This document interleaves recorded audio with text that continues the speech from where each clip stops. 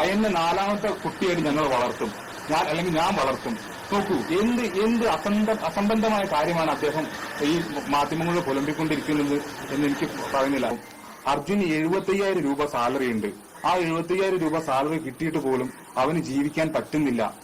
മുന്നോട്ട് നീങ്ങിയതുകൊണ്ടാണ് ഈ ഒരു കാര്യം നമുക്ക് അസാധ്യം എന്നൊരു കാര്യം നമ്മൾ സാധിച്ചെടുത്തത്. തീർച്ചയായിട്ടും നമുക്ക് ഓരോ ഘട്ടമായിട്ട് തന്നെയായിരുന്നു അർജുനു വേണ്ടിയുള്ള തെരച്ചിൽ നടന്നത്. 1ാം ഘട്ട തെരച്ചിലില് ജൂലൈ 16-നാണ് നമുക്ക് ഈ ലാൻഡ് സ്ലൈഡ് ഉണ്ടാവുന്നതും അർജുനെ അവിടെ നഷ്ടപ്പെടുന്നതും. അന്ന് വൈകിട്ടോടെ അല്ലെങ്കിൽ അന്ന് അർദ്ധരാത്രിയോടെയാണ് ഞാനും അർജുന്റെ ഇളയ സഹോദരനായ അഭിജിത്തും അർജുന്റെ കസിനായ പ്രസാദും കൂടി കോഴിക്കോട് റെയിൽവേ സ്റ്റേഷനിൽ നിന്ന് ട്രെയിൻ കയറി പോകുന്നത്. വളരെ വൈകാരികമായിട്ടുള്ള ഒരു നിമിഷമായിരുന്നു അന്നത്തെ ആ ദിവസങ്ങള്.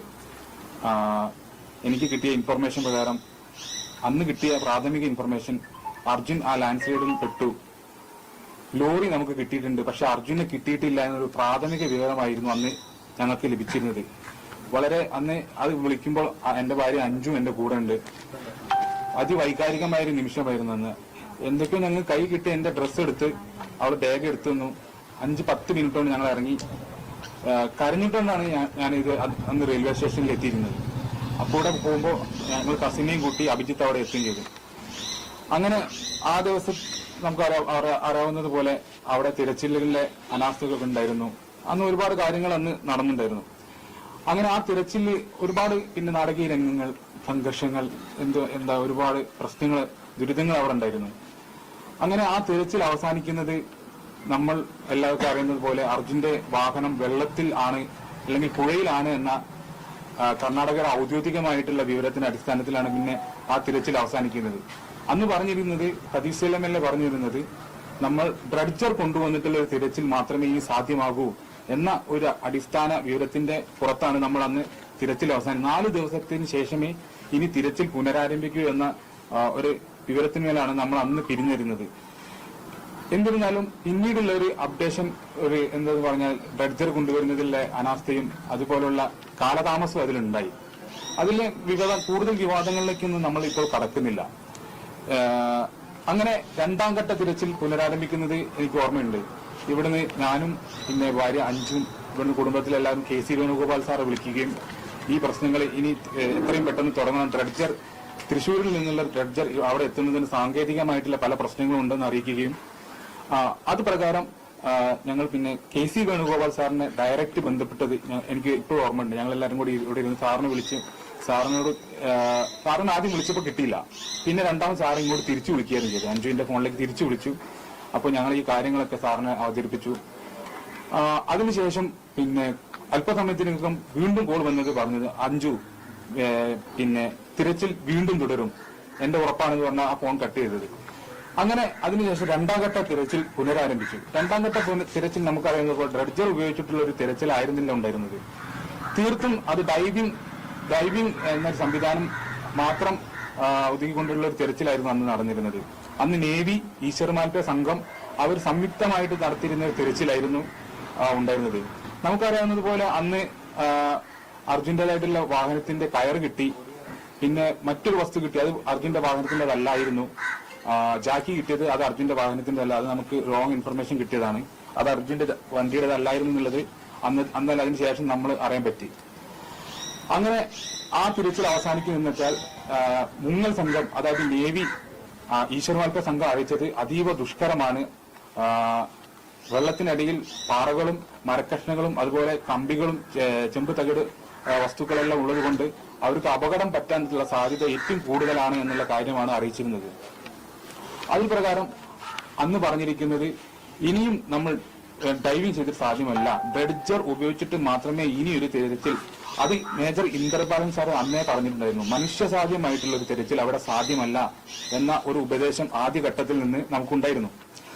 പക്ഷെ നമ്മളത് വെക്കാതെ 2ാം ഘട്ടം നമുക്ക് സാധ്യമെങ്കിൽ എടുക്കാമെന്നുള്ള രീതിയിലായിരുന്നു ഡൈവിംഗ് സ്റ്റാർട്ട് ചെയ്തത്. പക്ഷെ ആ തിരച്ചിലും അങ്ങനെ തന്നെ അവസാനിച്ചു. അങ്ങനെ തന്നെ അവസാനിക്കാൻ കാരണം അന്ന് വൈകിട്ടോടെ ഇവര് ഡ്രഡ്ജിംഗ് കമ്പനിയുമായിട്ട് ഒരു മീറ്റിംഗ് വെച്ചു. അത് പ്രാഥമികമായിട്ട് 50 ലക്ഷം രൂപയ്ക്ക് ഈ ഡ്രഡ്ജിംഗ് കമ്പനി ഈ ദൌത്യത്തിനുള്ള കരാർ ഉറപ്പിക്കുകയും 3 ദിവസത്തിന് ശേഷം തുടങ്ങും എന്നൊരു അറിയിപ്പും കിട്ടിയ പ്രകാരം നമ്മൾ എനിക്ക് ഓർമ്മയുണ്ട് എല്ലാവരും നമ്മൾ അന്ന് അവിടുന്ന് പിരിഞ്ഞത് പിറ്റേ ദിവസമാണ് നമ്മൾ അറിയുന്നത് ആ ഒരു ഡ്രഡ്ജിന്റെ തുക 1 കോടി രൂപയിലേക്ക് ഉയർത്തി കമ്പനി പറഞ്ഞു. അപ്പം നമ്മൾ ഡിസ്ട്രിക്ട് അഡ്മിനിസ്ട്രേഷന്റെ ഭാഗത്തുനിന്ന് 50 ലക്ഷം രൂപ വരെ അവർക്ക് സാധ്യമായിട്ടുള്ള ഒരു എമൗണ്ട് ആയിരുന്നു. 1 കോടി രൂപ എന്ന് പറയുമ്പോൾ ഒരു തരത്തിലും അവരെ കൊണ്ട് സാധ്യമല്ലാത്ത ഒരു എമൗണ്ട് ആയതിനാൽ ഈ report Uttara Kannada district collector Shri Lakshmipriya madam മുഖ്യമന്ത്രിയുടെ ഓഫീസിന് കൈമാറുകയും ചെയ്തു.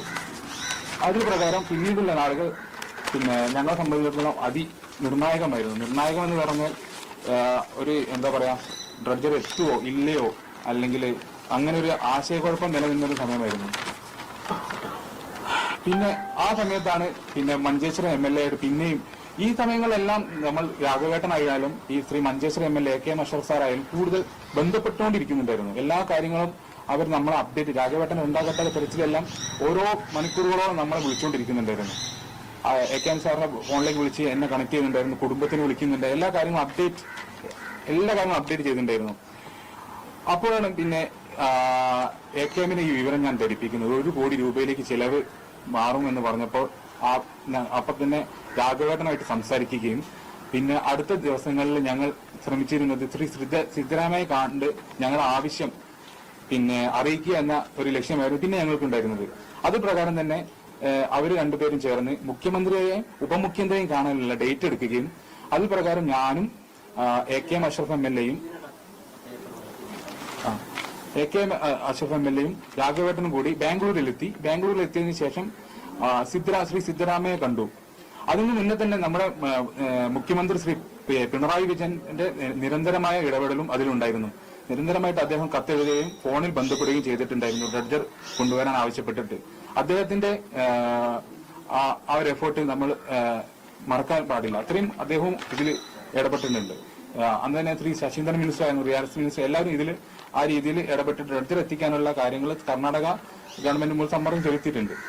ഞങ്ങൾ അവിടെ എത്തിയതിനു ശേഷം സിദ്ധരാമയെ കണ്ടു. അദ്ദേഹം തന്ന ഒരു ഉറപ്പ് ഇതായിരുന്നു, ഡ്രഡ്ജർ കൊണ്ടുവരും, ഞങ്ങൾ എന്തായാലും അർജുനെ കണ്ടെത്തുന്നവരെല്ലാം തിരച്ചിൽ ആരംഭിക്കുമെന്ന ഉറപ്പാണ് നമുക്ക് അന്ന് ലഭിച്ചത്. അത് പ്രകാരം അന്ന് രാത്രി തന്നെ കാരവാർ MLA ഞങ്ങൾ വിളിക്കുകയും ഡ്രഡ്ജർ കിട്ടാനുള്ള അനുമതി ലഭിച്ചു, നിങ്ങൾ ധൈര്യമായി നിന്നോളൂ, ഡ്രഡ്ജർ എന്തായാലും എത്തി, അതിനുള്ള നടപടി തുടങ്ങി കഴിഞ്ഞു എന്ന് കാരവാർ MLA ശ്രീ സതീഷ് MLA രാഘവേട്ടന്റെ ഫോണിലേക്ക് ഞാൻ ഇരിക്കുമ്പോഴാണ് വിളിച്ച് ഈ കാര്യങ്ങളെല്ലാം പറഞ്ഞത്. അന്ന് രാത്രി തന്നെ ശ്രീ DK ശിവകുമാറുമായിട്ട് തന്നെ ഞങ്ങൾക്ക് കാണാൻ പറ്റിയിട്ടില്ല. രാഘവേട്ടൻ ഫോണിൽ സംസാരിക്കുകയും ഇതേ കാര്യം ആവശ്യിക്കും, എന്തായാലും ഡ്രഡ്ജർ കൊണ്ടുവരുമെന്നുള്ള ഉറപ്പും ലഭിച്ചു. മഞ്ചേശ്വരം MLA അന്ന് അവിടെ തുടരുകയും പിറ്റേ ദിവസം DK ശിവകുമാറിനെ കണ്ട് ഈ ആവശ്യം നേരിൽ കണ്ട് പിന്നെയും ബോധിപ്പിച്ചതിന് ശേഷമാണ് അവിടുന്ന് മടങ്ങിയത്.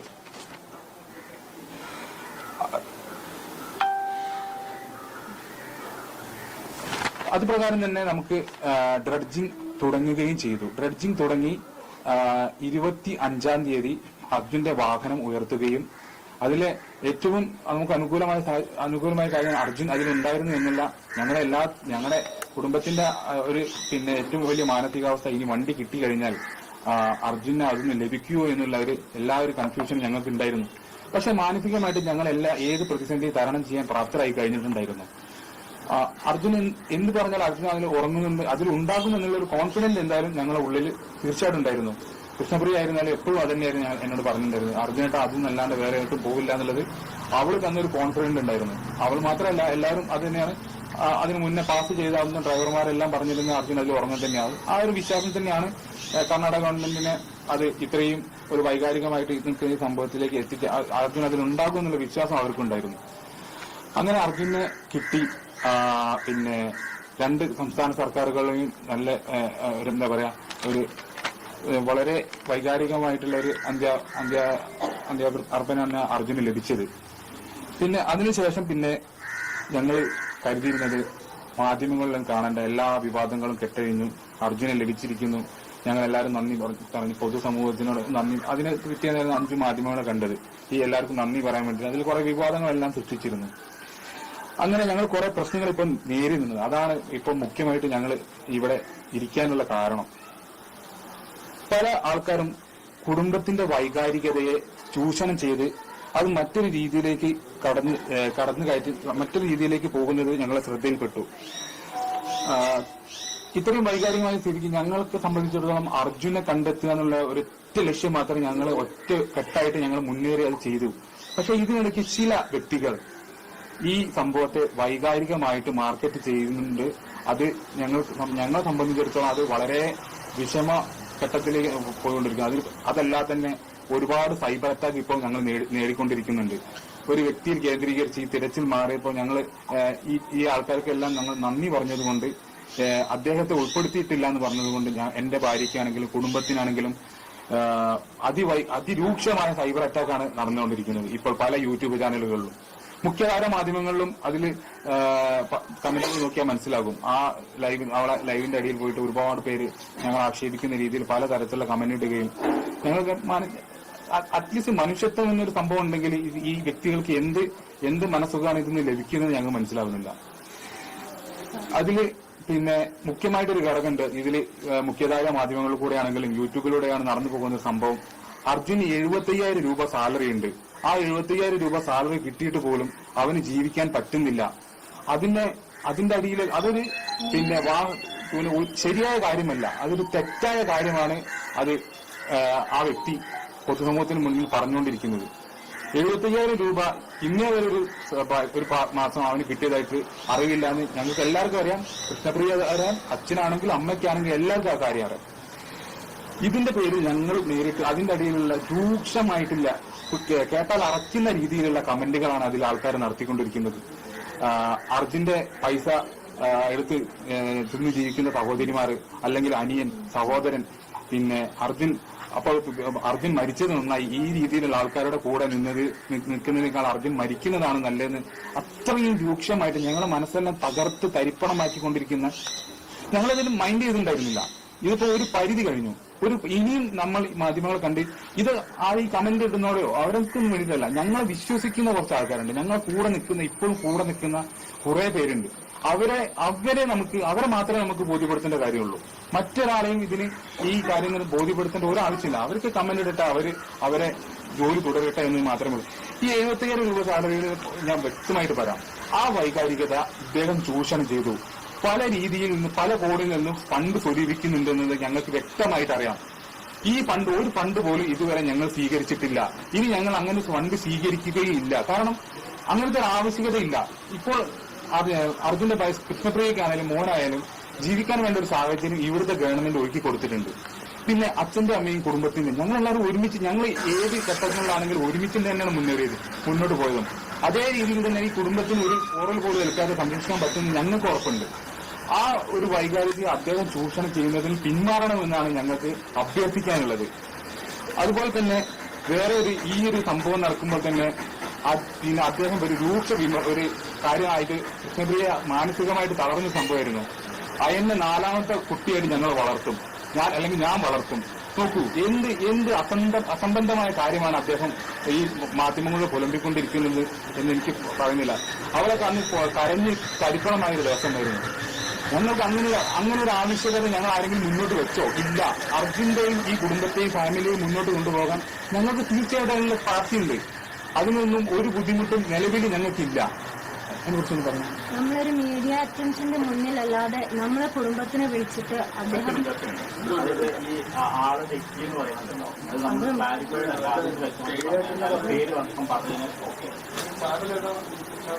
നിരവധി ചാനലുകളുണ്ട്, നിരവധി യൂട്യൂബ് ചാനലുകൾ.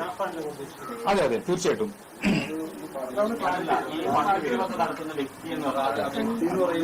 ഫണ്ട് പിരിവ് ഫണ്ട് അയാൾക്ക് ഒരുപാട് ലഭിക്കുന്നുണ്ട്. തീർച്ചയായിട്ടും നമ്മുടെ ലോറി ഉടമ മനാഫ് തന്നെയാണ്. അതിന് ലോറി ഉടമ എന്ന് പറയാൻ ഞങ്ങൾ സാധ്യമല്ല, എങ്കിലും മനാഫ് തന്നെ ഞങ്ങൾക്ക് പറയാൻ നിർവാഹമുള്ളൂ. അങ്ങനെ അതിൽ ഞങ്ങൾ കൂടുതൽ ഇത് വിവാദങ്ങൾ സൃഷ്ടിക്കുന്നില്ല. എന്തെന്ന് വെച്ചാൽ ഈ തരത്തിലുള്ള ഫണ്ടുകളൊന്നും ഞങ്ങൾക്ക് സ്വീകരിക്കാൻ താല്പര്യമില്ല. ഇതിലെന്താ പ്രശ്നം വെച്ചാൽ ഈ തരത്തിലുള്ള കാര്യങ്ങൾ കുറെ നല്ല ആൾക്കാർ വീഴ്ന്നു പോകുന്നു. അവരെന്നത് നിരന്തരമായിട്ട് വീടുകളിൽ സന്ദർശിച്ച് ഞങ്ങളുടെ പ്രശ്നങ്ങൾ, ഞങ്ങളുടെ സാമ്പത്തികങ്ങളെ സഹായിക്കാം, എല്ലാ കാര്യങ്ങളും വാഗ്ദാനങ്ങൾ ചെയ്ത് നോക്കൂ. ഞങ്ങൾക്ക് ഞങ്ങളുടേതായിട്ട് ബുദ്ധിമുട്ടുണ്ട്. എല്ലാ ജനങ്ങളും, എല്ലാ ആൾക്കാരും, എല്ലാ കുടുംബത്തിലുള്ളത് പോലുള്ള പ്രശ്നങ്ങൾ ഞങ്ങളുടെ കുടുംബത്തിലുണ്ട്.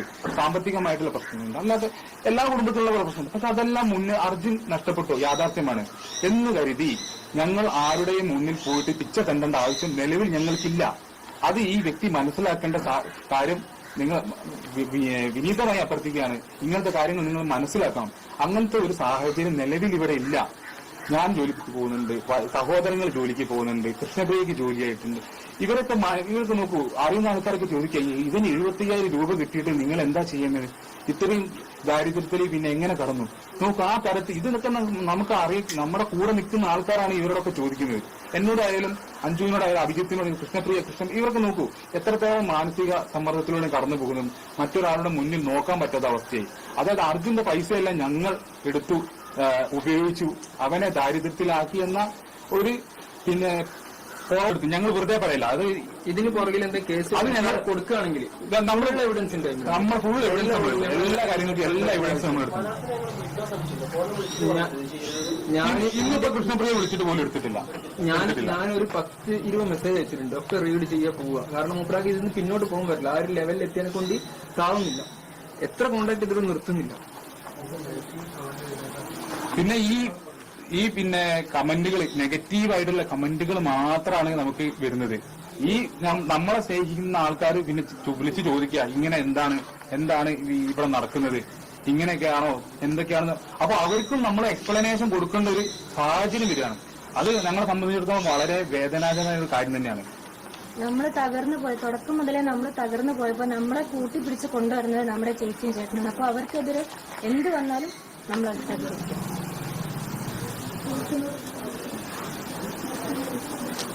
ഇനി എന്തെങ്കിലും ചോദിക്കണ്ടോ? അത് ക്ലാരിഫൈ ചെയ്യണം. നിയമ നടപടിയൊന്നും ആലോചിക്കുന്നു. ഇതിന് പുറകിൽ ആരെങ്കിലും കേസ് കൊടുക്കുകയാണെങ്കിൽ നടപടിക്ക് വേണ്ടിയിട്ടൊന്നല്ല, നിങ്ങൾ എല്ലാ ആളുകളും ഇതൊന്ന് സത്യം എന്താണ് മുതൽ നടന്ന കാര്യങ്ങൾ എന്താന്നുള്ളത് എല്ലാരും അറിയിക്കുക എന്നുള്ള ഒരൊറ്റ ലക്ഷ്യമുള്ളൂ.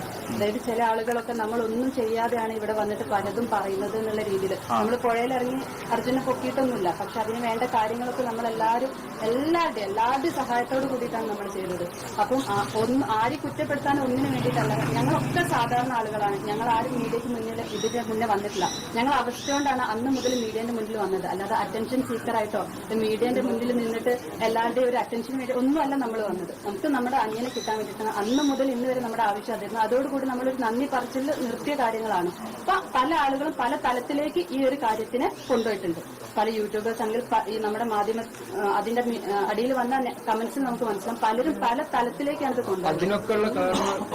നമ്മൾ അതോടുകൂടി സ്റ്റോപ്പ് ചെയ്തതാണ്. നമുക്ക് മീഡിയന്റെ ഒരു പബ്ലിസിറ്റിയോട് കൂടി ജീവിക്കാൻ ആഗ്രഹിക്കുന്ന ആളുകളല്ല. പക്ഷെ നമ്മളെ വെച്ചിട്ട് നമ്മൾ ചെയ്യാത്ത കാര്യങ്ങൾ അല്ലെങ്കിൽ നമ്മളെ ആയിട്ട് ബന്ധപ്പെടാത്ത കാര്യങ്ങൾ പലതും പല രീതിയിൽ പറഞ്ഞിട്ടാണ് ഇപ്പൊ പോകുന്നത്. നമ്മളെ ഭയങ്കരമായിട്ട് വിഷമിക്കുന്നുണ്ട്. എല്ലാവർക്കും മുന്നോട്ട് പോകണം, എല്ലാവർക്കും ജീവിക്കേണ്ടതാണ്.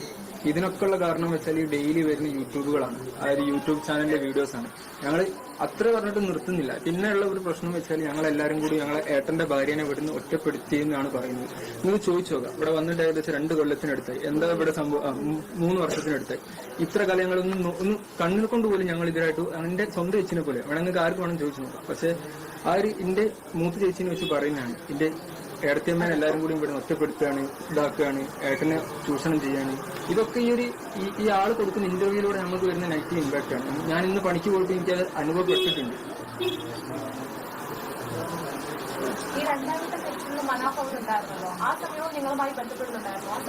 ഉണ്ടായിരുന്നു. ഞാൻ പറഞ്ഞു, 2ാമത്തെ തെരച്ചിൽ വരെ എല്ലാം ഓക്കെ ആയിരുന്നു. പിന്നീടുള്ള ഒരു ഡൈവേർഷൻ ഉണ്ടായി. ഇതിൽ നമ്മൾ ഒരു രീതിക്ക് പോകുന്നു. അദ്ദേഹത്തിന് സ്നേഹമുണ്ടെങ്കിൽ ഞങ്ങളോടൊപ്പം ചേർന്ന് ഞങ്ങളുടെ കൂടെ സപ്പോർട്ട് ചെയ്യായിരുന്നു വേണ്ടിയിരുന്നത്. ഇതിന് പകരം അദ്ദേഹം എന്ത് ചെയ്തു? അദ്ദേഹത്തിന്റെ രീതിയിൽ ഇവിടെ നിന്ന് എന്ത് ചെയ്യാൻ കോമൺ സെൻസ് ഉപയോഗിച്ച് ചിന്തിച്ചാൽ നമുക്കറിയാവുന്ന കാര്യം, നമ്മുടെ ഇവിടെ നാട്ടിലെ ആൾക്കാരെയും കൊണ്ട് അവിടെ പോയി ഒരു സംവിധാനത്തിലേക്ക് ഇറങ്ങി ചെല്ലാൻ പറ്റുമെന്നുള്ള കോമൺ സെൻസ് ഉപയോഗിച്ച് ചിന്തിച്ചാൽ തീരാവുന്ന പ്രശ്നമുള്ളൂ. സമ്മതിക്കില്ല. അവിടെയുള്ള കളക്ടർ സംവിധാനം പിന്നെ പോലീസ് സംവിധാനം അവരെന്തിനു നിൽക്കുന്നു? അവിടെ പിന്നെ തെരച്ചിൽ നൽകിയ ഇവർക്ക് ആർക്കും എന്ത് സംഭവിച്ചാൽ ആരുത്തരം പറയും? അതിന്റെ ഫുൾ ഉത്തരവാദിത്വം ജില്ലാ കളക്ടർക്കാണ്. അവിടുത്തെ ഉത്തരവാദിത്വം. അവർ ഒരിക്കലും ഇപ്പൊ മൂപ്പരാളി യൂട്യൂബ് ചാനലുകളിൽ വന്ന് പറയുന്നതിന്റെ 70% കൊള്ളത്താണ്. അത് ഓരോന്ന് വേണമെങ്കിലും തെളിവടക്കം ഞാൻ കാണിച്ചു തരാം. അതിലെനിക്ക് യാതൊരു പ്രശ്നമില്ല. എല്ലാ കാര്യങ്ങളും 70% കൊള്ളത്താണ്. അവസാനത്തെ കാര്യത്തിൽ ആക്ഷൻ കമ്മിറ്റി അല്ല, അതാ ഞാൻ പറഞ്ഞത്. അത് അസ്ഥാനത്തുള്ള ഒരു അമ്പാണ്. അതിന്റെ ഒരു ആവശ്യം നിലനിൽക്കുന്നുണ്ടായിരുന്നില്ല.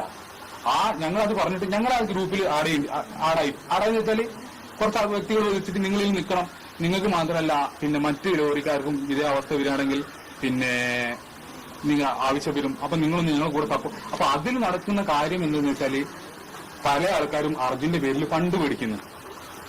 ആ ഗ്രൂപ്പിൽ നടന്ന സംഭവമാണ്. ഞങ്ങൾക്ക് തോന്നി. പിന്നെ അവര് മുഖ്യമന്ത്രിയെ കാണാൻ പോകുന്നു. മുഖ്യമന്ത്രിയുടെ കാണാൻ പോകുന്നത് മുഖ്യമന്ത്രിയായിട്ട് ഞങ്ങൾക്ക് ഡയറക്റ്റ് ആക്സസ് ആണ്. ഏത് ആവശ്യം ഉണ്ടെങ്കിലും മുഖ്യമന്ത്രിയായിട്ട് എപ്പോ ബന്ധപ്പെടാനുള്ള എല്ലാ സാഹചര്യം അദ്ദേഹം ഒരുക്കി തന്നിട്ടുണ്ട്. അദ്ദേഹം നേരിട്ട് ഒരുക്കി തന്ന സംഭവം മുഖ്യമന്ത്രിയായിട്ട് ഡയറക്റ്റ് ബന്ധപ്പെടാനുള്ള.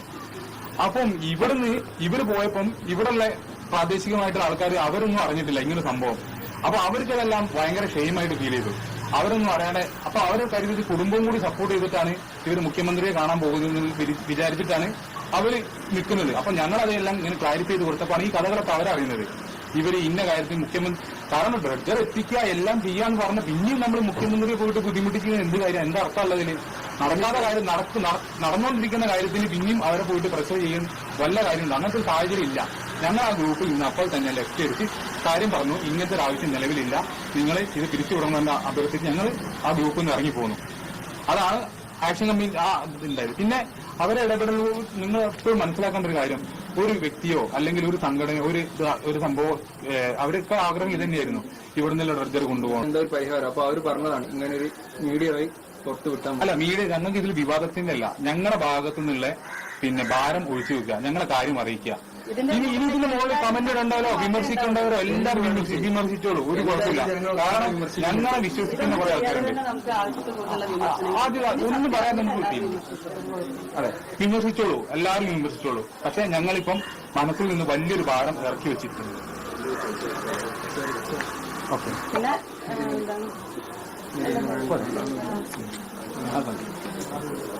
ഇതുവരെ കൂടെ നിന്ന് എല്ലാവർക്കും, കാരണം ഞങ്ങൾ മാത്രം വിചാരിച്ചിട്ടോ അല്ലെങ്കിൽ ലോക ഉടമകൾ വിചാരിച്ചിട്ടോ അല്ലെങ്കിൽ അവിടുത്തെ ഒരു സംവിധാനം വിചാരിച്ചിട്ടോ കാര്യമില്ല, എല്ലാവരും കൂടി വിചാരിച്ചിട്ടാണ്. അപ്പം കൂടെ നിന്ന് എല്ലാവർക്കും നന്ദി. ഇതിന്റെ ഒരു ഭാഗത്ത് ഞങ്ങൾ മീഡിയനെ കാണുന്നു. ഇനി മീഡിയനെ അങ്ങനെയല്ല, ഇനി നമുക്ക് ഞങ്ങളെല്ലാം സാധാരണ ജീവിതം അതായത് ഞങ്ങൾ റണ്ണിംഗ് ആണോ, അതിന്റെ ആവശ്യം നിലവിലുണ്ടോ? അത്തരക്കാരുടെ ഈ പ്രവർത്തനം ഇനി അർജുന്റെ കുടുംബത്തിന് ആവശ്യമുണ്ടോ? ആവശ്യമില്ല. അത് നിലനിൽക്കുന്നുണ്ടോ റണ്ണിംഗ് ഉണ്ടോന്നൊന്നും നമുക്കറിയില്ല. അല്ല, കാരണം അർജുന്റെ പേരിലാണോ സ്വാഭാവികമായിട്ടും നിൽക്കുന്നത്? ശ്രദ്ധയിൽപ്പെട്ടിട്ടില്ല. അങ്ങനെ ഇനി ഉണ്ടെങ്കിൽ നമ്മളതിന് അങ്ങനെ റണ്ണിംഗ് ആണെങ്കിൽ അവരോട് നിങ്ങൾക്ക് എന്താണ് പ്രതികൂടെ പറയുന്നത്? അവരോട് പറയാനുള്ളത്, നമുക്ക് അർജുനെ ലഭിക്കുകയായിരുന്നു ആത്യന്തിക കർത്തവ്യം, അത് നമുക്ക് ലഭിച്ചു, കാര്യങ്ങൾ കഴിഞ്ഞു. ഞാൻ മനസ്സിലാക്കിയെടുത്തോളം ഇനി അങ്ങനെ ഒരു ഇടപെടൽ ഇല്ല എന്നാണ്. ഇനി ഉണ്ടെങ്കിൽ അതെല്ലാം നിർത്തിവെച്ചിട്ട് പിന്നെ നമ്മളെല്ലാം സാധാരണ പോലെ ഒരു ജീവിതത്തിലേക്ക് തിരിച്ചു പോകാൻ ഉള്ള എല്ലാ സംവിധാനവും നിങ്ങൾ ഒരുക്കി തരണമെന്നാണ് അഭ്യർത്ഥിക്കാനുള്ളത്. അങ്ങനെ പറയുന്നില്ല, അങ്ങനെ ഞങ്ങൾ പറയുന്നില്ല. ഇവിടെ എല്ലാവരും ഇടപെടലുണ്ട്, പക്ഷെ അനാവശ്യ ഇടപെടൽ ഉണ്ടായിട്ടുണ്ട്. അതിനെ നമ്മൾ പ്രതികരിച്ചിട്ടുള്ളൂ. അല്ല,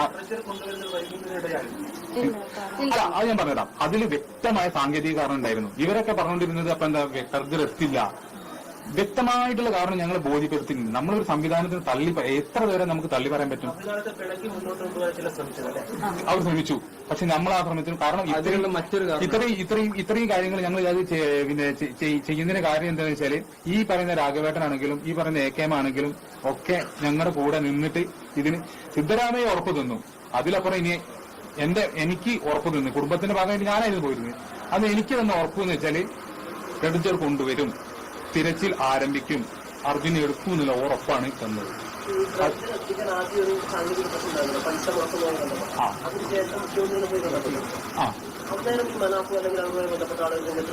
ഇല്ലല്ല, ആരുണ്ടായിരുന്നില്ല.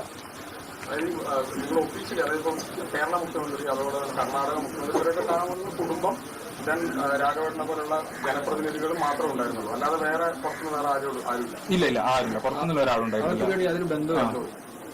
പക്ഷെ ഈ ഇതൊക്കെ കഴിഞ്ഞപ്പോൾ ഈ ഡ്രഡ്ജർ ഞാൻ എത്തിച്ചത് എത്ര കഷ്ടപ്പെട്ടിട്ടുള്ള രീതിയിലാണ് എല്ലാ ഇന്റർവ്യൂവും കാര്യങ്ങളും. അത് ഫേക്ക് ആയിട്ടുള്ള ഇൻഫർമേഷൻ ജനങ്ങളിലേക്ക് എത്തിക്കാം. ഭയങ്കര ഫേക്ക്. ഈ ഒരു വൈകാരിക തലത്തിൽ അത് ജനങ്ങൾ വിശ്വസിക്കുകയും ചെയ്തു. നമുക്ക് ആരും കുറ്റം പറയാൻ പറ്റില്ല. കാരണം രംഗത്ത് കാരണം ഞങ്ങൾ അവിടെ ചോദിക്കാൻ പറ്റുന്ന മാനസികാവസ്ഥയിലല്ലായിരുന്നു. ഞങ്ങൾക്ക് അതിൽ പിന്നെ ഇങ്ങനെ ഒരു കാര്യങ്ങൾ പറയാൻ പറ്റിയ അവസ്ഥയിലായിരുന്നില്ല. കുടുംബമാണെങ്കിലും ഞങ്ങൾ ആ സമയം എന്ന് പറഞ്ഞാൽ അത്രയും വൈകാരികമായിട്ടുള്ളൊരു സമയത്തൂടെ ഞങ്ങൾ കടന്നു പോയിരുന്നത്.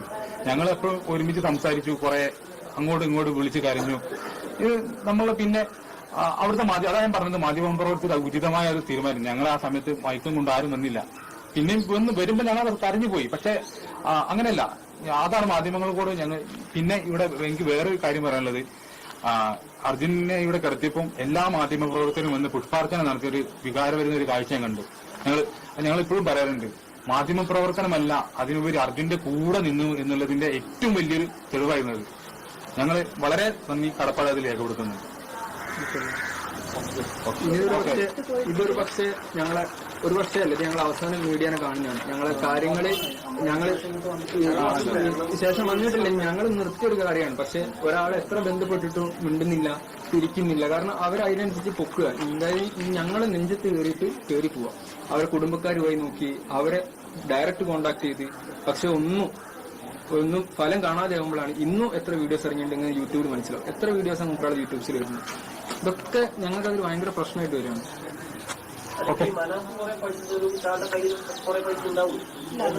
അതല്ല, നമുക്ക് വേണ്ടിയിട്ടല്ല പൈസ ചോദിക്കുന്നത്, ഈ ഒരു സംഭവത്തിന് വേണ്ടിയിട്ടുള്ള രീതിയിലാണ് പൈസ കളക്ട് ചെയ്തിരിക്കില്ല. പല ആൾക്കാർ ഇവർക്ക് കൊടുക്കുകയാണ്. മനസ്സ് നിർബന്ധിച്ചിട്ടായിരിക്കില്ല, അയാൾ നിർബന്ധിച്ചിട്ട് പൈസ മേടിക്കുന്നതായിരിക്കില്ല. അവിടെ നിൽക്കുന്ന ചില അങ്ങനെയല്ല, ഈ അർജുന്റെ കുടുംബത്തിന് കൊടുക്കണമെന്ന് പറഞ്ഞിട്ട് പല ആൾക്കാരും കൊടുക്കുന്നുണ്ടാവും. അതാണ് എന്നോട് പറഞ്ഞിട്ടുണ്ടായിരുന്നു, അർജുന്റെ മോനൊരു ഫണ്ട് ഉണ്ട്, കുറച്ച് ഓരോ ആൾക്കാർ തന്നിട്ടുണ്ട്, ഞാൻ എന്റെ മോനെ മേലിൽ ഡെപ്പോസിറ്റ് ഇടാം എന്ന് എന്നോട് പറയാൻ കാരണം അതായിരിക്കാം.